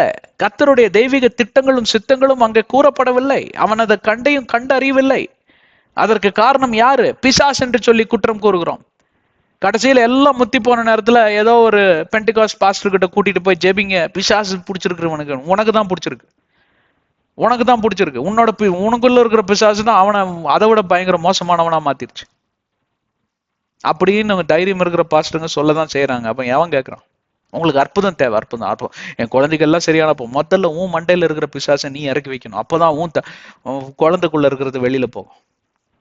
ஏன்னா கர்த்தருடைய பார்வையில எல்லா ஆத்துமாக்களும் சமம். நீங்க எல்லாரும் இம்பார்ட்டன்ட் தான். எல்லாருமே நீங்க பரலோகத்துக்கு சென்று அடையணும் என்று சொல்லி ஆண்டவர் விரும்புகிறார். ஹலோ, அப்போ நாத்திகத்திற்கு எவ்வளவு கிளைகள் பார்த்தீர்களா? எதனால உலகம் வந்து பிரிந்திருக்கிறது? நேரம் கடந்து போய் கொண்டிருக்கிறதுனால் மூன்றாவது கட்டமைப்புக்குள் நாம் கடந்து செல்லலாம். அவர்கள் தான் இங்கேயும் அந்த நம்ம ரவிபரத்தோட ஒரு சாங், அந்த பக்கம் என்னை இழுக்கிறார்கள், இந்த பக்கம் என்னை இழுக்கிறார்கள் அப்படின்னு ஒரு அழகா ஒரு ராகம் போட்டு அந்த பக்கம் இந்த பக்கம் இருக்கிறவங்க கூகுள்ல எல்லாம் இருக்கும். அந்த பாட்டு கேட்டு ரொம்ப வேடிக்கை பாடியிருப்பார். செமையான பாடகர், எனக்கு ரொம்ப பிடிக்கும் அவர். நல்ல மனுஷன், சின்ன வயசு தான் அவருக்கு. ரவிபரத் ஆயத்தமா ஆயத்தமா அதெல்லாம் அந்த இதுல ஏதோ ஒரு வால்யூம்ல பாடியிருக்காரு. இவன் வேலைக்கு போனா வேற மாதிரி இருப்பான், வீதியில நடந்தா வேற மாதிரி இருப்பான், வீட்டுக்குள்ள வந்தா வேற மாதிரி இருப்பான். வீட்டுல எலி வெளியில புலி அப்படி இருப்பார். அப்படிதான் இருக்கக்கூடாது. மோட்ச வாழ்வை மறந்துருங்க. ஆண்டவரால் அருவருக்கப்பட்ட கேட்டகரி. இவங்க எல்லாத்துக்கும் ஒரு காரணம் இருக்குங்க. முற்பிதாக்கள் இது அதுன்னு ஏதோ ஒரு, அதனால இவங்கெல்லாம் பரலோகத்துக்கு போயிடுவாங்கன்னு சொல்ல வரல. ஆனால் இவர்களுடைய அந்த கஷ்டத்திற்கு பின்பே இருக்கக்கூடிய ஒரு துக்ககரமான ஒரு சம்பவங்கள் எல்லாம் ஆண்டவர் வந்து நினைவில் வைத்திருக்காங்க. ஆனா இவன் இருக்கிறான் பாருங்க, இருக்கிறதுல இவன் தான் டேஞ்சர். ஏன்னா பச்சோந்திம்பாங்க, செமலியான், மரத்துக்கு தகுந்தாப்புல கலரை மாத்திரும். இவன் வந்து திருந்துவதற்கு வாய்ப்பே இல்லை ராஜா. அப்படிதான் இந்த இப்போ கட்டமைப்பை பிரிச்சிங்கன்னா, இந்த 3 ரகத்தை பிரிச்சிங்கன்னு வச்சுக்கோங்க. இவன் இந்த 3 ரகமும் மொத்தத்துல பார்த்தா 99% கிறிஸ்தவர்கள் இதுல தான் மாட்டிட்டு இருக்கிறாங்க. மிச்சம் இருக்கிற 1% கூட அதிகம் தான். அதுதான் 4வது ரகம். அதை பார்க்கலாம் அப்புறமா. 99 ரகமும் இதுலதான் மாட்டிட்டு இருக்கு. அதுல பெரும்பாலும் கூட்டம் 50% மேல இந்த 3வது ரகத்துல தான் மாட்டிட்டு இருக்கான். மிச்சம் ஒரு 25% முதலாவது ரகத்திலையும், அப்புறம் ஒரு 27-28% 2வது ரகத்திலையும் இருக்கக்கூடியதுதான் பார்க்கிறோம். இன்றைக்கு கிறிஸ்துவத்தை பத்தி மட்டும்தான் பேசி கொண்டு வருகிறோம். ஏன்னா நம்ம சேனலே அதை பத்தி தான். உலகம் எல்லாம் ஏற்றுக்கொள்ள வேண்டும், ஆனால் நிர்பந்தித்து அல்ல. ஆனால் நீங்க யாவரும் வருக, வந்து கேளுங்க. ஆனா முதலாவது let us put our house in order. நம்ம முதல்ல நல்லா இருக்கணும் இல்லையா? நம்ம முதல்ல வெளிச்சத்தில் நடக்கக்கூடிய பிள்ளைகளாய் மாறணும். அப்புறம் உலகத்தை திருத்த போலாம். முதல்ல நீ ஆத்மாவை காப்பாத்திக்கோ. அதுதான் வேதாகமும் சொல்லுகிறது. நடிக்காதீங்க. ஏசுக்கிறது அதுதான் மத்தேயு 23 எதற்காக சொன்னது? ஹிப்போக்ரைட்ஸ்னு. நடிக்கிறடா நீ, மனுஷன் முன்னாடி நடிக்கிற, தெய்வத்து முன்னாடியும் நடிக்கிற, உனக்கெல்லாம் விமோச்சனமே கிடையாது அப்படின்னு ஆண்டவர் சபிக்காத குறைய அங்க கத்தின காரியத்தை நீங்க பார்க்கலாம். அதுல மேக்சிமம் யாரை குறித்து கத்தினார்னா, சபை போதகர்கள், சபை தலைவர்களை தான் பார்த்து கத்தினார், பாவிகளை பார்த்து கத்தல. ஏன்னா அவன் பாவி. இறங்கினார், மனதுருகினார், ஓமைகள் நிமித்தமாக பேசினார். அவங்க அழுகிறப்ப அவங்களோட சேர்ந்து இவரும் அழுதார், மனக்கசந்தார். ஒரு விபத்தை போயிட்டு இருக்காங்க, பின்னாடி சடலம். யாரு? அவங்க மகன், ஒரே மகன், ஹஸ்பண்ட் இறந்து போயிட்டாரு. நம்மோட வாழ்க்கை என்ன? இறக்குட பாடையன்னு சொல்லி உயிரோட அந்த பையனை எழுப்பி கையில கொடுத்த ஆண்டவர் ஏசு கிறிஸ்து. இறக்கம், மனதுருக்கத்தை பத்தி அவருக்கு யாரு கிளாஸ் எடுக்க வேணாம், எல்லாத்துக்கும் தெரியும் அவருக்கு. ஆனால் இவனுங்களை பாத்தீங்கன்னா அவரு அப்படியே கொதிப்பார். ஏன்? தெரிஞ்சே தப்பு பண்றான், அவன் நடிக்கிறான். ஹிப்போக்ரசி. நடிக்காதீங்க, உண்மையா உத்தமமா இருங்க, ஆனஸ்டா இருங்க. நான் ஆபீஸுக்கு 2 முறை போக வேண்டும். நான் ஆபீஸுக்கு போகாததுக்கு மூல காரணம் என்ன தெரியுங்களா? என் வேலையை செய்யவே விட மாட்டாங்க. ஆனா இப்ப நான் புரிஞ்சுக்கிட்டேன் அப்படி இருக்கக்கூடாதுன்னு. நாங்க போன எனக்கு அவ்வளவு நண்பர் கூட்டம். எவனாவது எதையாவது பேசிக்கிட்டே இருப்பான். நானும் கலகலன்னு பேசுற ஆளு. அட்வைஸ் கேட்டு வருவாங்க, இந்த மாதிரி நிறைய காரியங்களை சொல்லி வருவாங்க. அதுல யாருமே கிறிஸ்தவர்கள் கிடையாது. 99% வேற மதத்தார்கள் தான். இவங்கெல்லாம் எனக்கு நெருங்கிய நண்பர்கள். ஒரு நாளும் பாத்தீங்கன்னா வேதாகமத்தை குறிச்சு நான் அவங்க கிட்ட இருப்பேன். ஆனா நான் சொல்லக்கூடிய ஒவ்வொரு அட்வைஸுகளும் ஆலோசனைகளும் பாத்தீங்கன்னா வேதாகமத்தில் இருந்தா வந்திருக்கும். அது அவனுக்கு தெரியாது, ஆனா எனக்கு தெரியும். அதை சொல்ல வேண்டிய காரியம் இருக்கு, எப்படி சொல்லணும்னு இருக்கு. I'm the most liked and some people hate me a lot. Why? Because I'm a Christian. ஏன்னா அவன் மதம் பிடிச்சவன். மதத்தின் அந்த இதுல மூக்கு கண்ணாடியில நான் பாக்குறான். அவனை விட்டுருங்க, அவங்க தெரிஞ்சுக்குவாங்க கொஞ்ச நாள்ல. அந்த மாதிரி ஆட்களும் என்னோட நெருங்கிய நண்பர்களாக மாறின காரியமெல்லாம் இருக்கிறது. சரி, அதை விட்டுருங்க. இப்ப எதற்காக நான் அதை சொல்லுகிறேன் என்றால், நீங்க நடிக்க கூடாது. சொல்ல வேண்டிய காரணம், நான் யாரிடமும் பாத்தீங்கன்னா இவங்க கிட்ட ஒரு மாதிரி புரணி பேசி அவங்க கிட்ட மாத்தி சொல்றது, இந்த மாதிரி வேலையில வச்சுக்க மாட்டேன். இவர் போனீங்கன்னா இவரு என்ன குறித்த ஃபீட்பேக் சிலர் மூலமாக தான் நானே தெரிஞ்சுக்கிட்டேன். இவரு 2 காரியத்துல ரொம்ப தேர்ச்சி பெற்றவர். 1, ஹானஸ்டி, நேர்மையாக இருப்பார். 2வது டிரான்ஸ்பரன்சி, வெளிப்படையாக சொல்லிடுவார். ஆனால் 3, எல்லாத்துக்கும் மரியாதையாக வழி நடத்துகிறவர். யாரையும் மரியாதை குறையா பேச மாட்டார். டிரான்ஸ்பரன்சிங்கிற பேர்ல போய் நீங்க எல்லாத்தையும் அடிச்சு விட்டு அவமானமா ஒரு மாதிரி கீழ்த்தனமா பேசக்கூடாது. அது தவறு. யார் உங்களுக்கு அந்த உரிமை கொடுத்தால் மற்றவர்களுடைய மனது காயப்படாதபடி உண்மையை நீங்க வெளிப்படுத்த வேண்டும். அதே மாதிரிதான் நான் ஆண்டவருடைய சன்னிதானத்தில் போய் உட்கார்ந்து ஒன்றை கூட நான் ஆண்டவரிடமிருந்து மறைப்பதில்லை. எல்லாத்தையும், எண்ணங்கள், என்னுடைய சிந்தைகள், என்னுடைய வாயின் வார்த்தைகள், எதையெல்லாம் யோசித்தேன் எல்லாத்தையும் சொல்லிடுவேன். சிலதெல்லாம் சொல்றப்போ எனக்கு தேம்பி தேம்பி அழுக வரும், கோவப்படுவேன், அவமானப்படுவேன். ஐயோ, இதெல்லாமா நான் யோசித்திருக்கிறேன் அப்படின்னு. அப்படிதான் இருக்கீங்களா? அப்படி இல்ல இருக்க முடியல. இந்த 3 ரகத்துல இருக்கக்கூடிய குளறுபடிகளை எல்லாம் நிவர்த்தி செய்து 4வதாக ஒரு ரகம் உண்டு. அவர்கள் தான் இயேசுவின் சீஷனாக இருக்கக்கூடிய ரகம். இவங்க உலகத்தில் இருக்கக்கூடிய சீஷத்துவத்தை பத்தி பேசலங்க. கிறிஸ்துவின் சீஷனா இருப்பது என்று சொல்லி அதெல்லாம் பெரிய ஒரு கிளாஸ். அதுக்கு ஒரு தனி தொடர் போதனையே எடுக்கலாம். எவ்வளவு வசனங்கள் இருக்கு தெரியுமா? இயேசு கிறிஸ்து பேசினது, நிருபங்கள்ல நம்ம பவுல் அப்போஸ்தலர் எழுதின நியமங்கள், இவைகளெல்லாம் கொண்டு பாருங்கள். தேவனுடைய சிந்தையாய் உம்முடைய சிந்தை மாற வேண்டும்.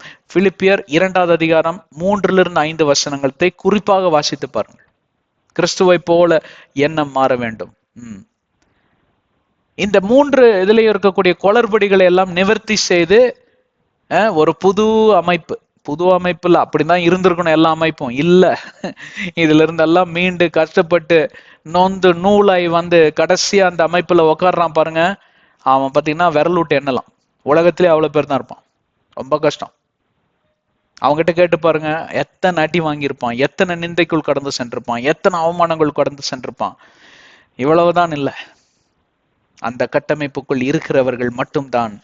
இந்த நோவாவும் தன்னுடைய குடும்பமும் எப்படி இந்த ஜலப்பிரளயம் என்கிற பெரிய பேரழிவிலிருந்து தப்பி சென்றார்களோ அப்படி தப்பி செல்வதற்கு வாய்ப்பு உண்டு. இந்த மகா உபத்திரவ காலம், என்னை கேட்டுக்கொண்டிருக்கிற பிரியமான சகோதர சகோதரிகளே, ரகசிய வருகை, ராப்சர், இதை நானும் நம்புகிறேன். ஆனால் ராப்சர் முதல்ல நடப்பதில்ல, மகா உபத்திர காலம் தான் முதல்ல நடக்கும். அதுக்கு ஏதுவான காரியம் எல்லாம் ஒன்றிணைக்கப்பட்டது. எப்ப வேணாலும் அதை ஆரம்பிக்கலாம். 7 வருஷம் கழிச்சுதான் இயேசு கிறிஸ்து அங்கே உதயமாவார், தோன்றுவார். அவர் திருச்சபையை எடுத்துக்கொள்வார். முத்திரை வாங்காதவங்க எல்லாம் எடுத்துக்கொள்ளப்படுவார்கள். அதெல்லாம் நடக்கும். அதுதான் சீக்வன்ஸ். ஆர்மகதான் யுத்தம் அதற்கு பின்பே நடக்கும். 1000 வருஷ அரசாட்சி, அப்புறம் வெள்ளை சிங்காசன நியாய தீர்ப்பு, புதிய வானம் புதிய பூமி. இதெல்லாம் தான் ஆங்கிலத்துல நாங்கள் சொல்லி கொண்டு வருகிறோம். 2000 பிரசங்கத்திற்கு டார்கெட் பண்றோம். இப்ப 800 850 பிரசங்கம் பண்ணியிருக்கிறோம். 5 வருட காலமாக அதை பேசிக்கொண்டு வருகிறோம். ஆங்கிலத்துல எல்லாம் கேளுங்க, எல்லாம் இருக்கு. மத்திய 24, 29, 30, 31 இதெல்லாம் சொல்லுது. அப்போ மகா உபத்திரவ காலம் இன்னைக்கு தொடங்குச்சுன்னா உங்களுக்கு எங்க இருப்பாங்க, எந்த மூளை? நம்ம அழகா போய் முதல் ஆளா கியூல நின்று முத்திரையை வாங்கியிருப்பீங்க. ஒரு நாள் கூட தாங்க முடியாது உங்களால. போச்சா? அதற்கு முன்பே உங்க மரணம் வந்ததுன்னா நீங்க பாக்கியசாலி. இன்றைய தினத்திலிருந்து மரிக்கிறவன் பாக்கியசாலின்னு, ஆசீர்வதிக்கப்பட்டவன். அதனாலதான் வேதாகமம் சொல்லுது, blessed are those who are dead from now on. Why? Because you don't have to go through the great tribulation. ஆனா நீதிமானாக வாழ்ந்திருக்க வேண்டும். முதல் 3 ரகத்துல இருந்தீங்கன்னா ஸ்ட்ரைட்டா நரகம் தான். எப்படி திருந்த வேண்டியது உண்மைதான், திருந்தியே ஆக வேண்டும். ஆனால் மகா உபத்திரவ காலம் இன்றைய தினத்தில் தொடங்குமானால் உங்களால தாக்கு பிடிக்க முடியுமா? இயேசு கிறிஸ்து என்கிற பேழைக்குள்ள நீங்க இருக்கிறீர்களா? பரிசோதித்து பாருங்கள். தேவன் உங்களை ஆசீர்வதிக்கட்டும். அன்பின் பிதாவே, உம்மை துதிக்கிறோம், உம்மை ஆராதிக்கிறோம், உம்மை மகிமைப்படுத்துகிறோம். இந்த அருமையான நன்னாளுக்காய் நன்றி. என்னை கேட்டுக்கொண்டிருக்கக்கூடிய அன்பு சகோதர சகோதரிகள், இளம் வாலிப பெண்கள், இள வாலிப சகோதரர்கள், குழந்தைகள் எல்லாத்துக்கும் ஆண்டவரே, இன்றைக்கு பேசின அந்த சத்தியம் அவர்களுடைய இருதயத்துக்குள் பாய்ந்து செல்வதாக. இருபுற கருக்குள்ள பட்டயம் என்று சொல்லுகிறது உம்முடைய வசனம். அவருடைய இருதயத்தை பீறி கிழிப்பதாக. பாரம்பரியம், சடங்காச்சாரங்கள் எல்லாம் விலகி ஓடுவதாக. கிறிஸ்து என்கிற அந்த கட்டமைப்புக்குள், விவிலியம் என்கிற அந்த பாரம்பரியத்திற்குள் அவர்கள் வர உதவி செய்யுங்க. தடையா இருக்கக்கூடிய அனைத்து கற்களையும் நீங்கள் விலக்கி போட வேண்டுமா ஜெபிக்கிறோம். இயேசுவின் நாமத்தில் இவர்களை ஆசீர்வதிக்கிறோம். இயேசுவின் நாமத்தில் ஜெபிக்கிறோம் ஜீவனுள்ள பிதாவே, ஆமென். கர்த்தர் உங்களை ஆசீர்வதிக்கட்டும். எல்லா சேனலும் சப்ஸ்கிரைப் செய்யுங்க. அப்போ நோட்டிபிகேஷன் வரும். மெசேஜ் எதுவும் மிஸ் பண்ணிடாதீங்க. உங்களுடைய நன்மைக்காக தான் இதெல்லாம் நாங்கள் சொல்றோம். வாட்ஸ்அப் ஸ்டேட்டஸ், ஃபேஸ்புக், ட்விட்டர், இன்ஸ்டாகிராம்ல இந்த வீடியோஸ், சேனல் டீடைல்ஸ் எல்லாம் போடுங்க. தெரிஞ்சவங்க தெரியாதவங்க எல்லாம் பார்த்து கிறிஸ்துவுக்குள்ளாக நடத்தப்படுவாங்க. அது உங்கள் மேல் விழுந்த கடமை. இன்னொன்று கடமை உண்டு. அது என்னவென்றால், அழிந்து போகிற ஆத்துமாக்களுக்காக ஜெபம் செய்யுங்கள். ஊழியக்காரர்களுக்காம், கள்ள தீர்க்கதரிசிகள், கள்ள போதகர்கள் எல்லாத்துக்கும் ஜெபம் செய்யுங்க. ஜெபம் இல்லாமல் ஆண்டவரால் எதையும் செய்ய முடியாது. யாரையும் திருத்த முடியாது. எந்த கட்டமைப்பையும் மாற்றி வைக்க முடியாது. அதனால உங்கள் மேல் விழுந்த 2வது கடமை எபேசியர் 6:18, கொலோசியர் 4:3 இதைத்தான் சொல்லுகிறது. எனக்காகவும் எங்கள் ஊழியத்துக்காக ஜெபித்துக் கொள்ளுங்கள். உங்களுக்கு ஜெப தேவைகள் இருந்தால் யாரிடமும் செல்ல வேண்டிய அவசியமே இல்லை. இயேசுவின் நாமத்தில் தேவனிடம் மன்றாடுங்கள். உங்கள் தேவைகள் அனைத்தும் சந்திக்கப்படும். கர்த்தர் உங்களை ஆசீர்வதிக்கட்டும். அடுத்த அத்தியாயத்தில் சந்திப்போம். ஆமென்.